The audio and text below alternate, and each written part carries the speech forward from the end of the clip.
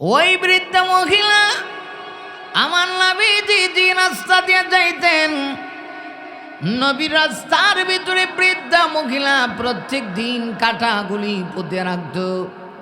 আমার নবীজি প্রথম যেদিন জানতে পারেন না এই রাস্তা দিয়ে যাচ্ছিলেন, এক দুইটা কাঁটা নয় রে, 40টা কাঁটা আমার নবীজির পায়ের নিচে ঢুকে গেল। রহমতের নবী, আল্লাহর বন্ধু, দুজানের বাদশা নবী একটুকু কষ্ট পাইলেন না।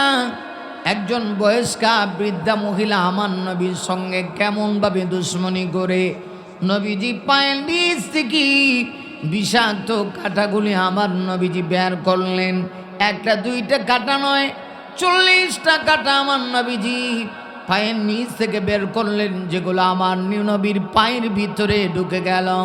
রহমতের নবী যখন পরের দিন আবার ওই রাস্তা দিয়া যাচ্ছিল, আরে মমিন, আমার নবী তাকা দেখি আজকে আর রাস্তার ভিতরে কাঁটা নাই। কিরে কি ব্যাপার, মহিলার কি হইল?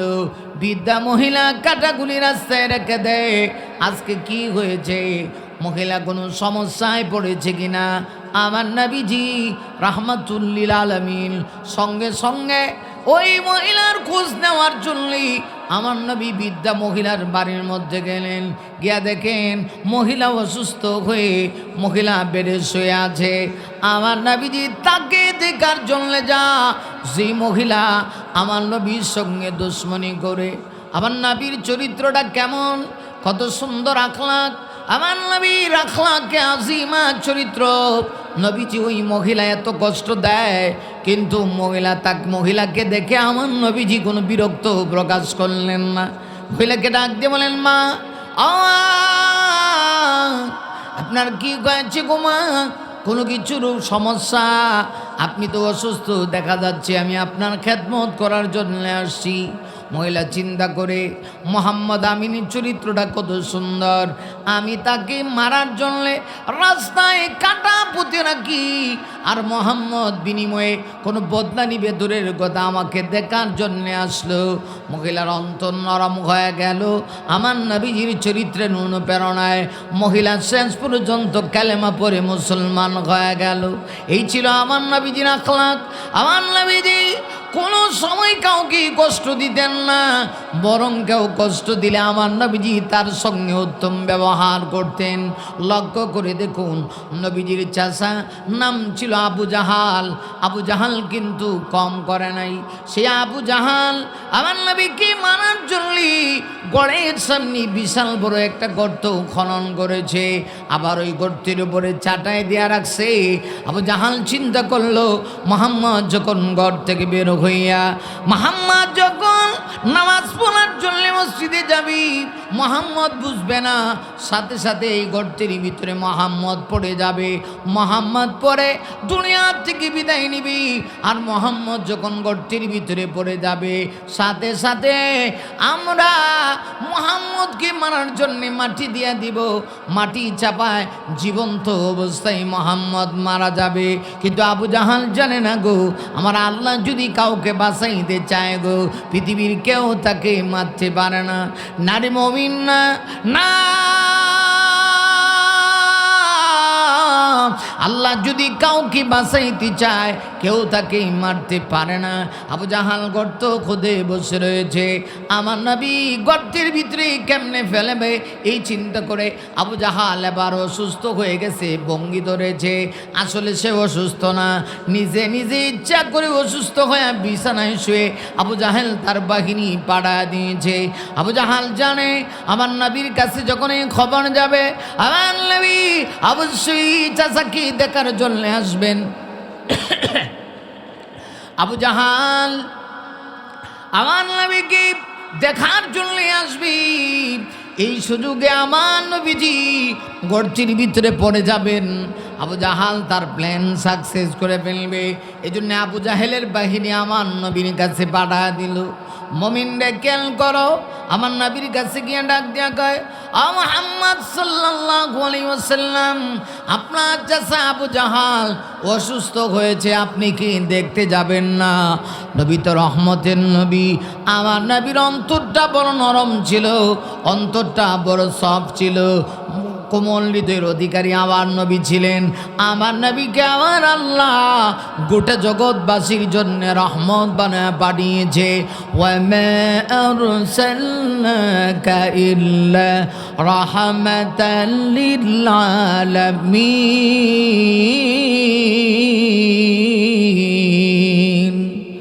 আমার আল্লাহ কোরআনে বলেন, আমি আমার বন্ধু নবী মুহাম্মদ সাল্লাল্লাহু আলাইহি ওয়াসাল্লাম কি গোটা জগৎবাসীর জন্য রহমত বানায় পাঠিয়েছি। আমার নবী মানবের জন্য রহমত, আমার নবী দানবের জন্য রহমত, পশু পাখির জন্য আর নবী রহমত। নবীজি যখন শুনতে পারলেন আবু জাহাল অসুস্থ হয়ে গেছে, নবীজি ভাবছেন এখনই তো সুযোগটা যায়। সে আবু জাহালের কাছে আর নবীজি এক দুইবার না বর্ণা এসেছে কলেমার দাওয়াত নিয়ে। আমার নবীজি আবু জাহেলের বাড়িতে 4000 বার আগমন করেছে।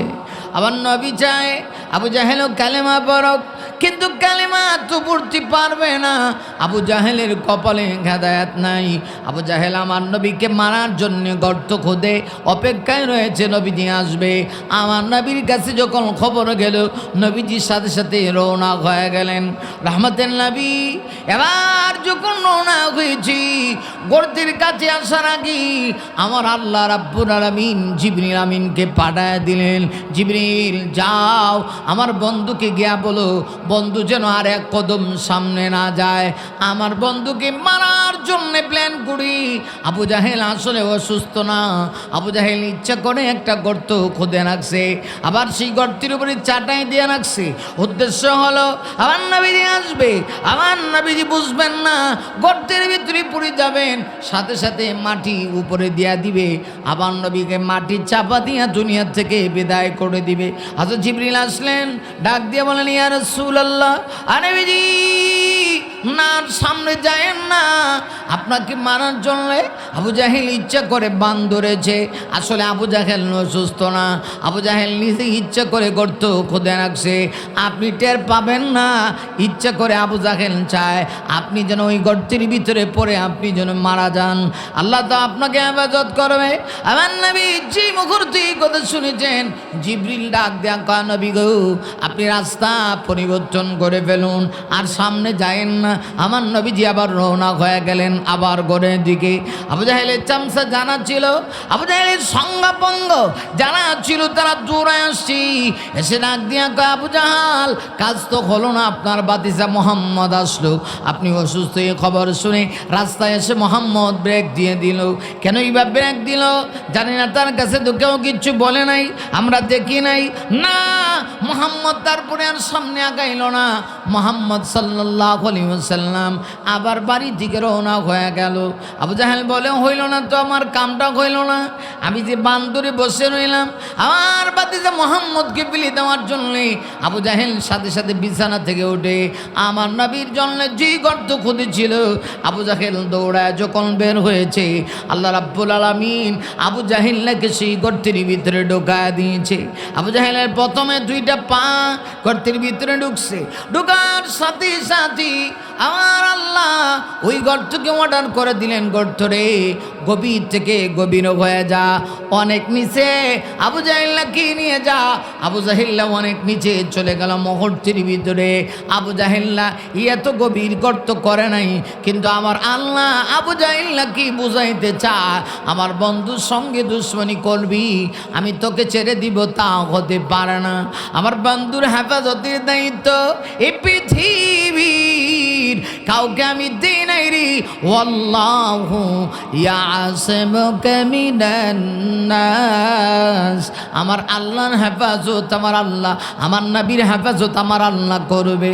আল্লাহ ডাক দিয়া কয়, নবী গো, ও নবী, আমি আল্লাহ আপনার হেফাজত করব, আপনার সামনে থেকে আমি আপনাকে হেফাজত করব, আপনার পিছন দিকে আমি হেফাজত করব, আপনার ডান দিক থেকে আমি আল্লাহ আপনাকে হেফাজত করব, বাম দিক থেকে আমি আল্লাহ হেফাজত করব।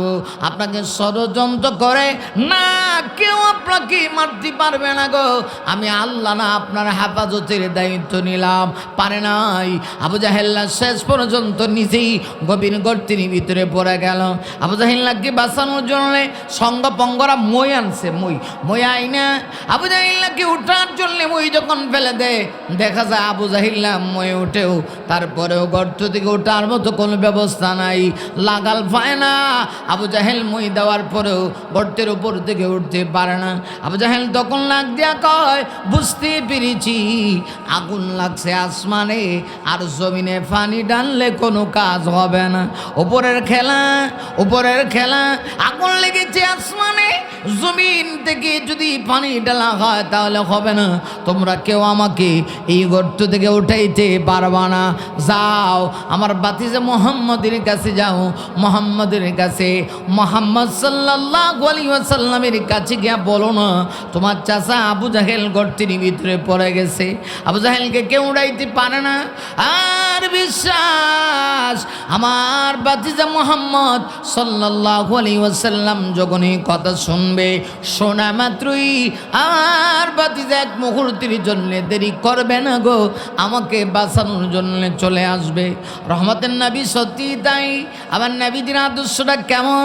হাদিস শরীফে আমার নবী নিজে বলেছেন, সিলমান কাতাকা ওয়াফু আম্মান জালামাকা ওয়া আহসিন ইলা মান আসা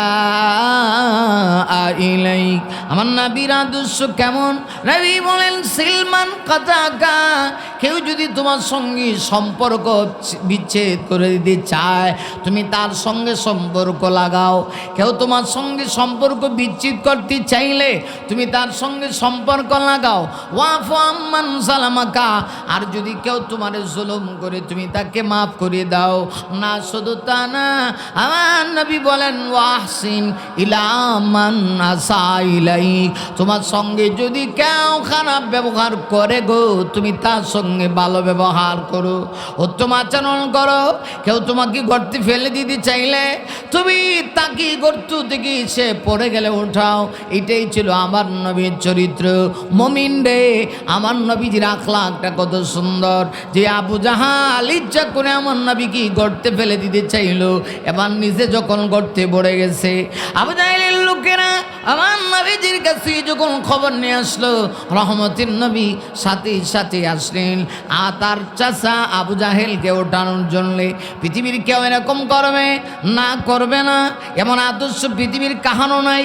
আমার নবীজি আবু জাহেলকে উঠানোর জন্য পুনরায় যখন আসলেন, রহমতের নবী এসে দেখেন আবু জাহেল গর্তের ভিতরে পড়ে আছে। আবু জাহেল গর্তের ভিতরে পড়ে একদম দুর্বল হয়ে আছে। আবু জাহেল ডাক দেয়া কয়, ভাতিজা আমারে কেউ উঠাতে পারছে না, তুমি আমাকে একটু উঠাও। রহমতের নবীর মনটা এত নরম, নবীজি চিন্তা করে এই মুহূর্তে সুযোগ যায় রে, আমি দেখি না মুহাম্মদ সাল্লাল্লাহু আলাইহি ওয়াসাল্লামকে, মুহাম্মদ সাল্লাল্লাহু আলাইহি ওয়াসাল্লাম এই মুহূর্তে চিন্তা করতেছে দেখি না আবু জাহেলকে কালেমা পড়ানো যায় কিনা। আবার নবী চিন্তা করে এই মুহূর্তে কালেমার দাওয়াতটা দিই। নবীজি ডাক দেয়া কয়, চাচা গো কালেমা পড়বেন নি? যদি কালেমা পড়েন অবশ্যই আমি আপনাকে গর্ত থেকে উঠায়া দেব। রহমতের নবী যখন এই কথা বলেছি, আবু জাহেল ডাক দেয়া কয়, ভাতিজা এখন কালেমার দাওয়াত দিচ্ছ, ঠিক আছে আমি দাওয়াত গ্রহণ করব, কালেমা পড়ব, এত বড় বিপদে আমি আছি, আগে আমাকে উদ্ধার করো। রহমতের নবী নবুয়তের হাতটা বাড়ায় দিলেন। আমার নবী নবুয়তের হাতটা বাড়ায় দিলেন। আল্লাহ রাব্বুল আলামিন হাতে এত বরকত দিলেন, আবু জাহাল যেই মুহূর্তে হাত বাড়ায় দিয়েছি আমার নবীজির হাতের সঙ্গে হাত লেগে গেল।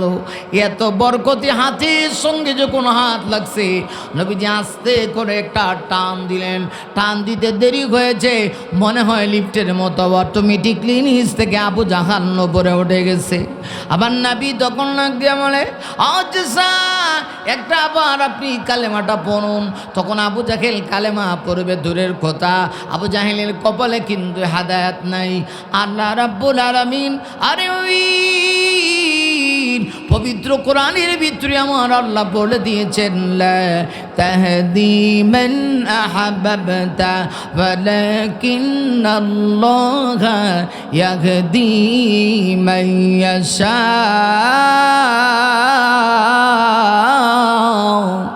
আমার আল্লাহ ডাক দিয়া কয়, হে মুহাম্মদ সাল্লাল্লাহু আলাইহি ওয়াসাল্লাম, নিশ্চয় আপনি কাউকে হেদায়েত দিতে পারবেন না। লা তাহদি মান আহাব্বাতা, আপনি যদি চান কাউকে মহব্বত করে হেদায়েত দিয়ে দিবেন, হেদায়েত তো সোজা নয়।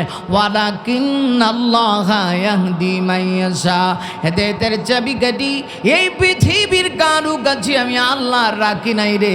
হেদায়েতের চাবিকাঠি একমাত্র আমি আল্লাহর হাতে। আমি আল্লাহ যাকে চাইব, এই আল্লাহ যাকে চাইব তাকে হেদায়েত দিব না। আবু জাহেলের কপালে হেদায়েত নাই। আমার নবী যখন এবার কালেমার দাওয়াত দিলেন সুযোগে, নবী ভাবছিলেন আবু জাহেল হয়তো বা এখন কালেমা পড়বে, কিন্তু নিষ্ঠুর পাষাণের মতো আবু জাহেল ডাক দিয়া কয়, মুহাম্মদ, এতদিন জানতাম তুমি জাদুগির, কিন্তু এত বড় জাদুগির এটা আগে জানতাম না। চিন্তা করে দেখেন কি বলে, এতদিন জানতো জাদুগির, কিন্তু আমার নবী এত বড় জাদুগির এটা জানতো না। আসল কথা হলো তার কপালে হেদায়েত নাই। আমার নবীজি কত দয়ার নবী, কত রহমতের নবী। এজন্য আমার নবীজি আসমান জমিনের জন্য রহমত, গোটা কুল কায়নাতের জন্য রহমত, মানবের জন্য রহমত, দানবের জন্য আমার নবী রহমত।